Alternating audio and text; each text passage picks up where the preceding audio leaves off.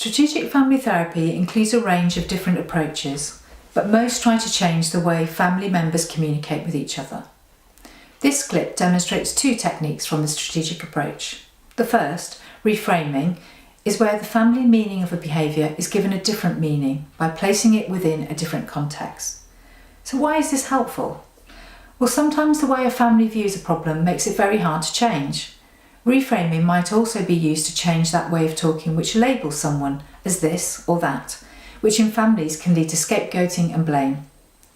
Alongside reframing, you'll see an example of a paradoxical intervention, where Mark asks the family members to practice being angry in prescribed ways.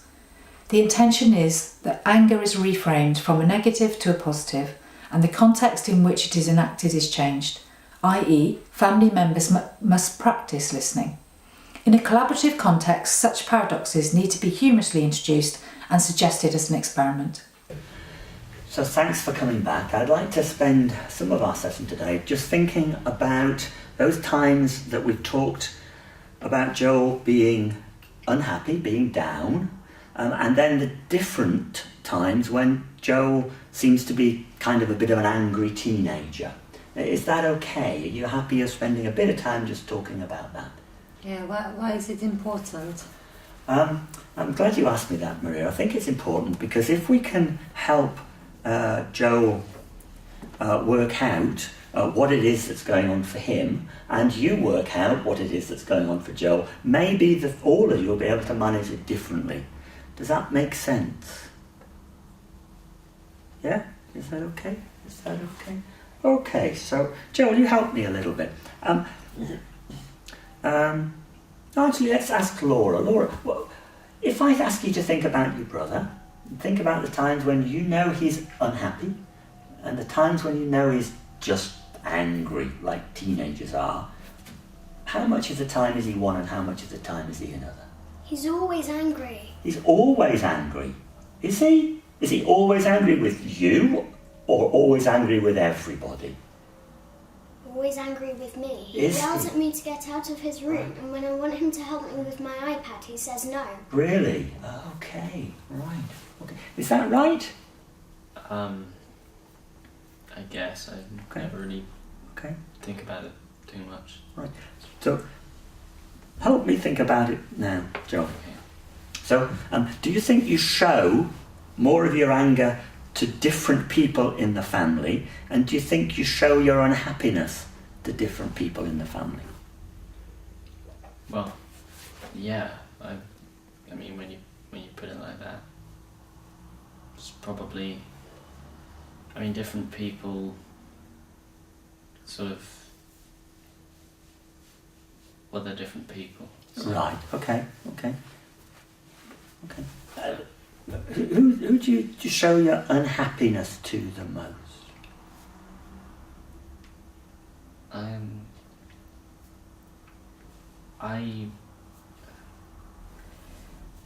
mean, I try not to. I just sort of. Okay. Okay. But I guess probably I don't think Nick or Right. Laura either ever see I feel like probably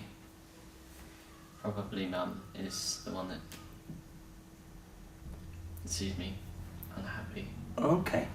Okay. So in fact, you do show different bits of yourself to different people in the family. So it's not a surprise that Laura doesn't see you being unhappy. It might not be a surprise if Nick were here for him to say he doesn't see you unhappy, because actually you don't show them your unhappiness. Yeah. Is that right? Okay. Okay. Let's think about the unhappiness in a little while. Let's just stay with kind of that anger for the moment, yeah? That you certainly show Laura, because she's telling us that, and you show Nick, and I guess Mum also gets some of the anger too.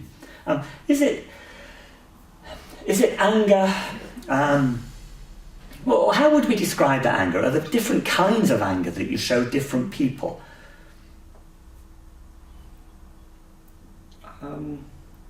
I guess. I mean, there's sort of like at times the anger is more like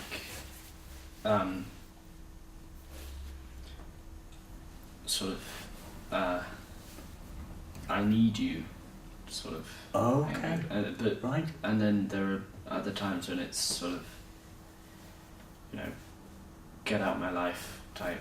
Okay. It's just sort of, Right.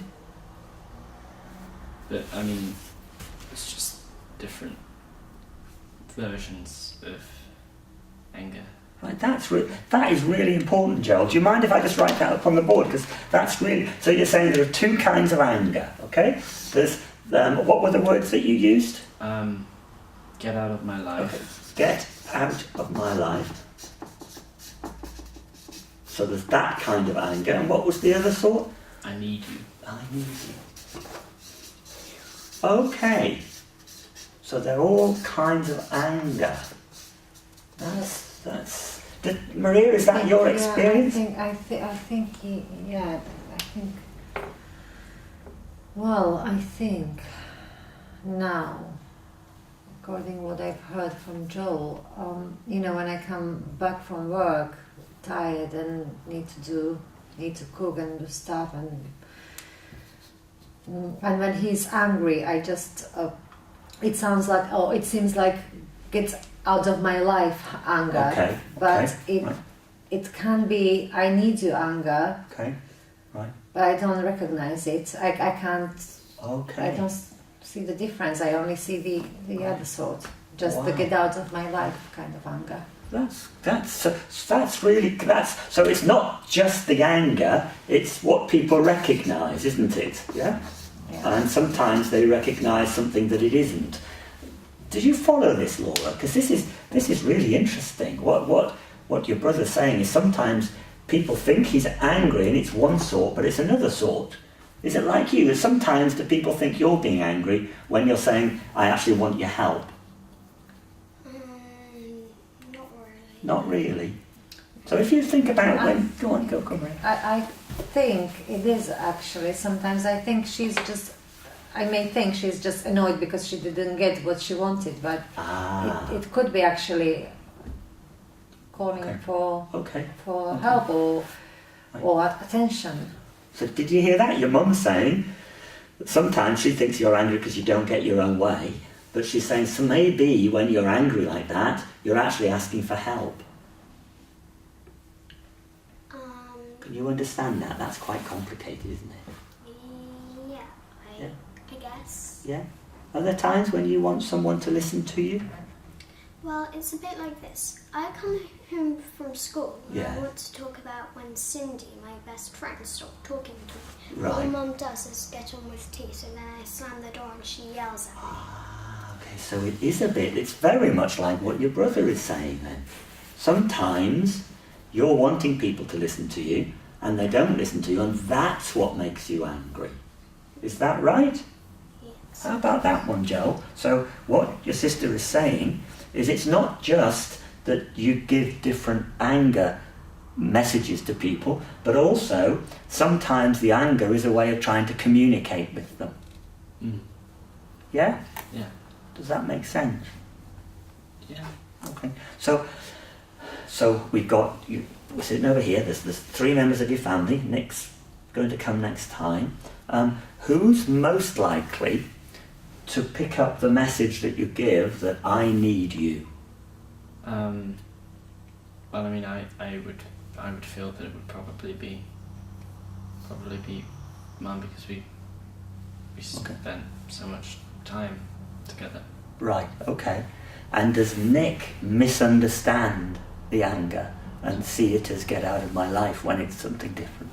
I feel, yeah, that's Okay. that's most likely. Okay. So is that the same for you, Laura? Do you think sometimes Mum does understand that you're trying to give her a message that you want to listen, and Dad doesn't, or do they neither of them pick up what you're trying to ask for? Well, sometimes it's neither of them, but Right. sometimes it's both of them. It's a bit complicated, really. Okay, I bet it is actually. I bet it is. I bet it's complicated for them too, isn't it, Maria, to know what the young people are trying to say? Okay. Yes, it is, because and especially, and I work with children, so it's really tiring. So I really can come back home knackered and really, really tired, exhausted, and still my, loads of things to do. So yeah, I feel Okay. that I should probably listen more to the anger. Right, okay. So the anger is some kind of message. Yes. Yes, it's some kind of message. Tell me something. I've got the impression that both of you two sometimes communicate with anger. I'm wondering if Mum ever communicates with anger. I'm wondering if Dad communicates with anger. Well, yeah, I mean, at times it's sort of isn't it something that everyone does? Yeah, I mean, at times, Yeah. you just feel angry, and I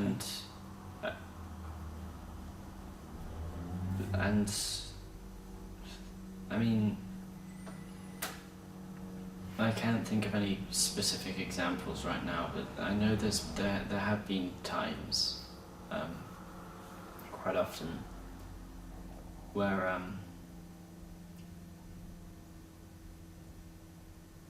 I mean, there's just I don't know what I'm trying to say. Are you trying to tell me that you're quite an angry family? Yeah. Yeah? Okay. Yeah, I guess Right, that's what okay. it is. Okay. Right. And do you think that anger is because people haven't got a better way of communicating? Quite possibly. Okay. Okay. So the anger is some kind of way of communicating to people because they've not found another way or they've not been heard. So the anger is some way of communicating, and people get angry because they don't think they're being listened to. Yeah. Okay. Yeah. Okay. So we're talking about anger, but everyone in the family seems to have anger, and it sounds like anger's kind of a substitute for another way of talking. Yeah? It's a bit like, people say somebody's nagging them all the time, and in many ways, nagging is what you do when the other person's not listening. Okay? So it's like anger is a way of doing something to get people to listen. So it's kind of a two-way thing. It's not just somebody who's got anger, it's like everybody's got a communication problem, really. Does that kind of make sense? Kind of makes sense. Okay. So we're talking about everybody in your family has a communication problem, right? It isn't really that anyone in particular has got an anger problem, it's that everybody collectively, all together, has got a communication problem, yeah? Okay, so what can we do to try and make a change to that? How can we get people to listen to each other, do you think? Got any ideas? Well, to understand each other properly and listen to and try to recognize the anger. Right. And maybe not to get offended by the anger, but just try to figure out what can be behind the anger. Okay. To see what it's trying to say, what that person's trying to communicate. Okay. Okay. All right. Now, there are lots of ways of dealing with this kind of problem, because I've come across this many times, and I guess one of the ideas that I've got is it's a little bit crazy, really. It's about giving you permission to be angry with each other, but only within a time frame so that the other person listens. Are you willing to give that one a go? Do you feel like you might enjoy being allowed to be angry for 10 minutes every day? Well, it's a bit weird, but I guess Yeah, it is a bit weird. It is a bit weird. If we did that, how much time of the day do you think, Joel, you'd need to be angry for people to stop and think about what you're communicating? How long would you need in each day? Well, I mean, if or just sort of, if everyone is listening, then it's, I mean, I feel like 10 minutes is Okay, probably- 10 minutes. Do you want to have a set time of day when you get your 10 minutes to be angry? And everyone else has 10 minutes to listen? I don't know, like probably just after school. Okay, so it's a long time since I was at school, Joe. What time would that be? Well, actually, I feel probably, I mean, school ends at sort of 3:15, but to actually get home, that's probably about 3:45. But not everyone's. Okay, well, because everyone has to be there. Nick has to be there, Laura has to be there, Mum has to be there. And Mum, of course, is out at school too. So what time are you all going to be in the house when Joel can have his angry 10 minutes? I would say around 5 o'clock. Okay, 5? Okay, so 5 o'clock is Joel's angry 10 minutes, and everybody has to listen to him just for 10 minutes, okay? So, Laura, I'm sure you need a few minutes. Do you need a whole 10 minutes to be angry? No, probably 6 or 7 minutes. Okay. Now, do you think you should have your angry 6 or 7 minutes straight away after Joel's 10 minutes, or do you want to have a bit of an angerless break? Probably a bit of a break because Okay. after Joel, it probably needs a bit of time to settle in and Okay. make sure that it's worked. All right, so what time should we say Laura has her angry 6 or 7 minutes?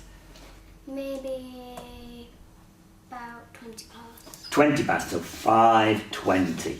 Okay, right, so how about that as a task for the next week? Sounds a bit daft, doesn't it? But try it out. Okay, so for 10 minutes, you can be as angry as you want to, and everybody has to listen. Okay? For 6 or 7 minutes, you can be as angry as you want to, and everybody has to listen. They don't respond, like Mum said earlier. People are listening to what the anger's saying. They don't have to say anything. They just listen, okay? Do you got me? So they don't argue back. We're just going to practice seeing if those special minutes can give you the chance to communicate what you're trying to communicate. Okay? So that's your task for the next week. And I'm really looking forward to hearing what happens. In this film, you may have noticed Mark using the language of family members to introduce the reframe when Joel volunteers that his anger has 2 aspects.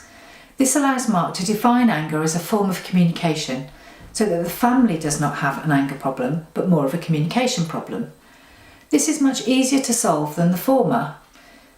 In therapy with families, if the reframe makes sense, they will start to use it. If the use of it improves family life, they will persist and help bring about change.